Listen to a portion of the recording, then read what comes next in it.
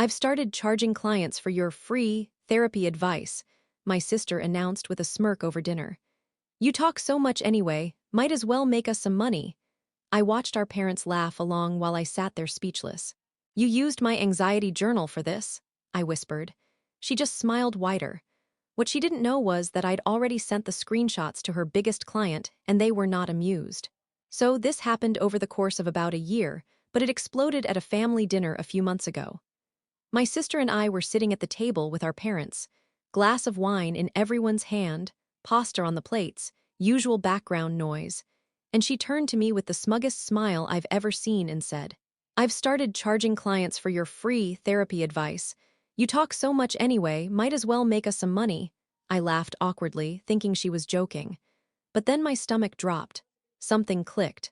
I stared at her and quietly asked, You used my anxiety journal for this?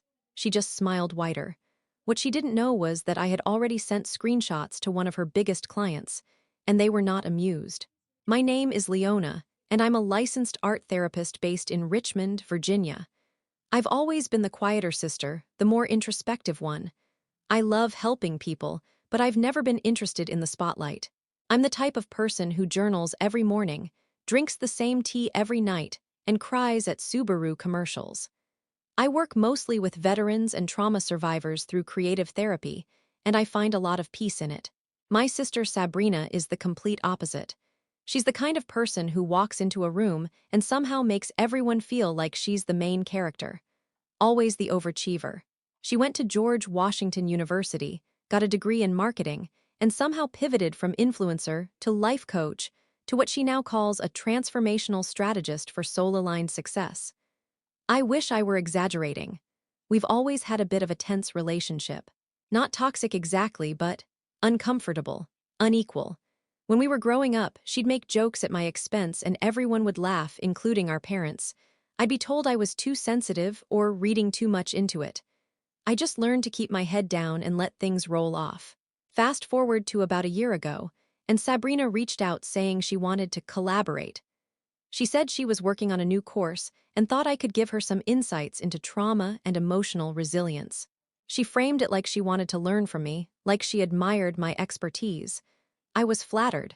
I genuinely believed she was trying to reconnect, maybe even heal things between us. We started having regular calls. She'd ask thoughtful questions about trauma patterns, family dynamics, emotional regulation. Sometimes we'd go deep, and I'd share not just professional knowledge, but personal reflections. How I dealt with panic attacks in college, the ways our parents' divorce shaped how I show up in relationships, the guilt I carried after being the one who stayed behind while she built her career. She was always encouraging, always telling me I was so insightful, how people needed to hear what I had to say. I even let her borrow my laptop once when hers crashed, because she was on deadline and I trusted her.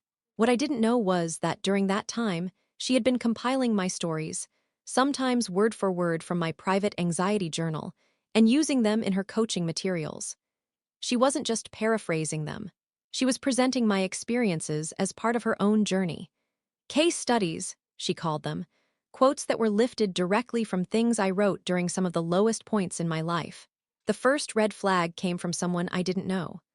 A woman named Brielle messaged me on LinkedIn, saying she had seen some content in Sabrina's new course that felt very familiar to things I'd written years ago on an old blog. She said the phrasing, the emotional tone, the structure, it all screamed not Sabrina. I brushed it off at first. I wanted to believe it was a coincidence. But that night, I dug through some of Sabrina's recent videos and materials, a lot of which were behind a paywall I eventually got access to through a trial link she had sent me as a sister. And what I saw made me feel physically sick. She had taken entire phrases from my journal, descriptions of panic attacks, my metaphor about anxiety being like holding your breath underwater while pretending you're fine on the surface, my reflections on growing up with emotional neglect. All of it was rebranded into neat bullet points in her course called From Chaos to Clarity. She even used the exact phrase I wrote when Dad left us for Denise. I felt like a piece of furniture someone left behind during a move. That wasn't just a metaphor, it was a memory, my memory, and now it was a marketing line. I spent the next few days compiling screenshots. I compared timestamps, blog entries, journal excerpts, and course materials. I created a folder and quietly built a case. I didn't tell her I knew, until dinner. We were all at Mom's house. The kind of forced family dinner we do every other month. Pasta, wine, and everyone pretending we all still enjoy being around each other. I remember being so exhausted that night from a long day with clients. I didn't even want to be there. And then Sabrina dropped the line, like it was funny, like it was hers. I don't even think she was trying to hurt me. I think in her head she was complimenting me, saying I was helpful or inspiring. But what she did wasn't flattering. It was theft. When I asked if she used my anxiety journal and she just smiled wider, something in me snapped.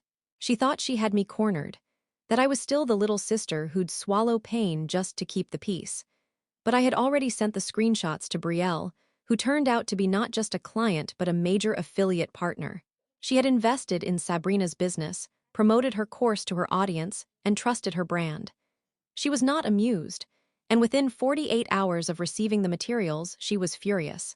She publicly called Sabrina out on social media. She showed proof. She tagged the coaching platforms Sabrina used. It wasn't long before others started coming forward, to other clients, former students, even a couple of disgruntled collaborators who suspected but never had the receipts. The house of cards collapsed almost overnight.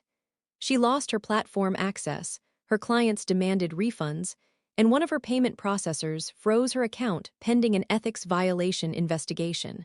Her Empathy Evolution brand was essentially blacklisted from the coaching circuit. And suddenly, I was the villain. Mom called me crying, saying I should have come to them instead of airing family laundry. Dad told me I should have given Sabrina a chance to explain herself.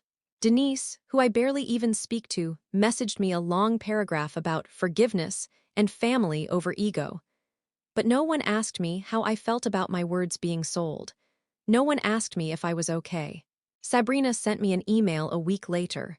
No apology, just a plea, said I had no idea what this had cost her, that she was just trying to build something meaningful and I'd destroyed everything. I didn't respond. Because what she took from me wasn't just words. It was years of inner work, vulnerability, and pain I put on paper to survive. She mined it for profit, and then had the audacity to call it a collaboration. If you made it this far, thank you. I honestly don't even know what I'm looking for in posting this. Maybe validation. Maybe just to put the truth somewhere outside of myself. I don't regret what I did. But sometimes I do wish it had all turned out differently. I used to want a real relationship with my sister. I used to think we just didn't understand each other. But now I realize she understood me just fine. She just never respected me. The silence between us now is loud in a way I didn't expect. We haven't spoken since the email, and it's been nearly 6 months. Sabrina went offline completely after the public fallout. She deleted her accounts, shut down her website, and removed the links from her Linktree. Her once busy calendar that used to be full of virtual clarity calls and live streams is a ghost town. I haven't tried to reach out either. There's nothing left to say. My parents, however, won't let it go. They're trying to pull the whole family back together for Thanksgiving. It's time to move on, Mom said over the phone recently, in the tone she uses when she's already decided something for everyone. You two are sisters, blood is blood. But I've learned something else this year. Blood is not an excuse. And it's certainly not a boundary. They still don't get it. I don't think they ever really did. From the beginning, they treated Sabrina's actions like a mistake, like she borrowed a sweater without asking or posted an unflattering photo of me. Not as what it really was, a systematic violation of trust. A long-term choice to use me, while smiling in my face and calling it sisterhood. Mom tried to reframe it. Maybe she didn't know how hurtful it would be. She probably just thought she was sharing your strength. I didn't bother explaining again. I had several times already, and each explanation landed like I was speaking a foreign language. They heard the facts but not the weight, the impact, the betrayal. I guess part of me always knew they saw Sabrina more clearly.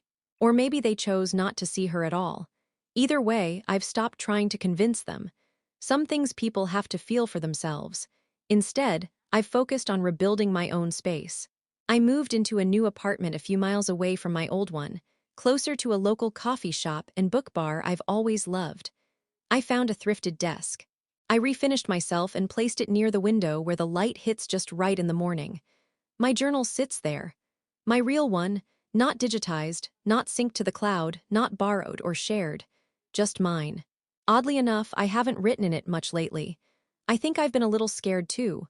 Like the words might turn to ash the second I trust them again. But slowly, I'm returning to it, even if it's only a sentence or two at a time. What's funny, if there's anything funny in all this, is that several of my clients asked me, in private, about what happened. A few had seen the posts or the threads or the TikToks that circulated around the time everything went down. They asked carefully, gently. Some were worried for me, some curious, some even admiring. But every single one of them looked me in the eyes and said, in one way or another, you were right to protect yourself. One woman, a retired Army nurse I've worked with for almost 2 years, said something that stayed with me ever since. Some people only understand boundaries when they run full speed into one. That's what happened with Sabrina. She never believed I had limits. I was the sounding board, the quiet one, the free resource. And when I finally said no, when I finally pushed back, she was shocked to find there was a wall there at all. What bothers me the most, even now, is how much I wanted to believe she'd changed. Maybe our adult relationship would be different. Maybe she saw me as more than a prop in her story. And maybe that's on me. Maybe part of growing up is learning who someone is and choosing whether or not to keep hoping they'll become someone else. It's not easy, though, especially when it's family, especially when the people around you keep asking for peace but never accountability. A few weeks ago, I bumped into someone who used to be a mutual contact, a woman named Josie who helped Sabrina organize one of her earlier workshops. We weren't friends exactly, but we talked a few times back when Sabrina was still trying to blend our careers. She looked at me cautiously, almost apologetically, and said, I always wondered where she got all that depth from. It never felt like hers. It was meant as a compliment, I think, but it stung anyway. Because that was the whole problem, wasn't it? I let someone else wear my scars like jewelry. I let her decorate her platform with my pain, and I didn't stop her soon enough.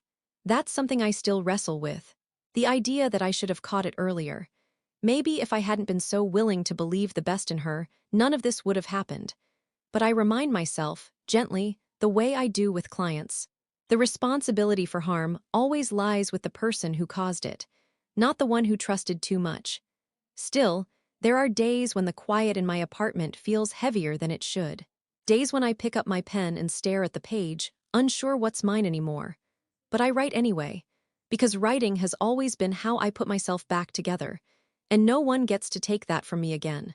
A few more months passed before the full scope of the fallout became clear. I hadn't been actively keeping tabs on Sabrina, but people love to talk, especially in the coaching and influencer circles. Screenshots still made the rounds now and then. Social media threads. Even some niche podcasts that dissected toxic coaching culture used her as a case study.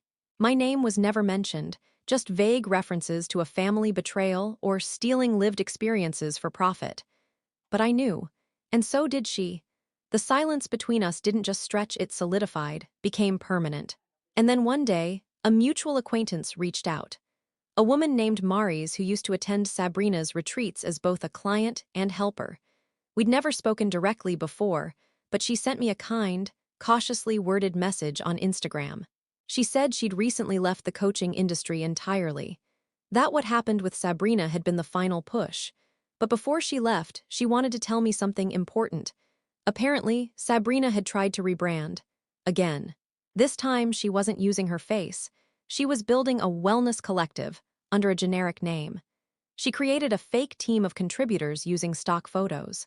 She repackaged some of the old material and started a Substack newsletter with ghostwritten articles. It was clear she wanted back in, but without accountability, without changing anything.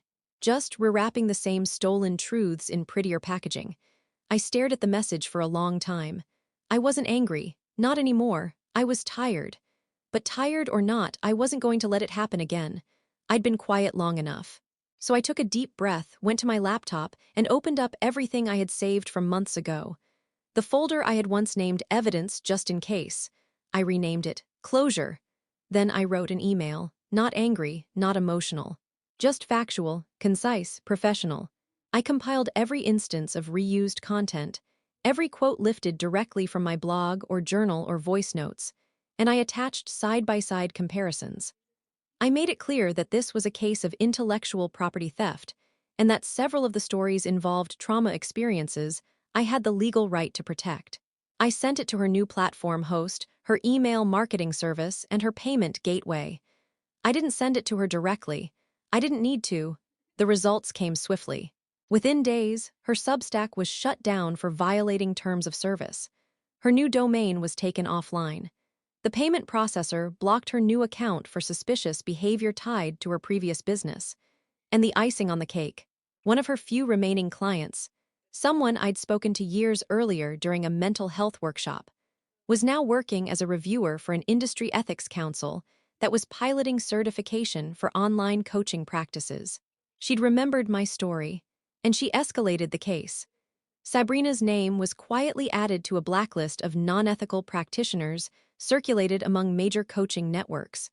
Her old content was flagged across multiple platforms.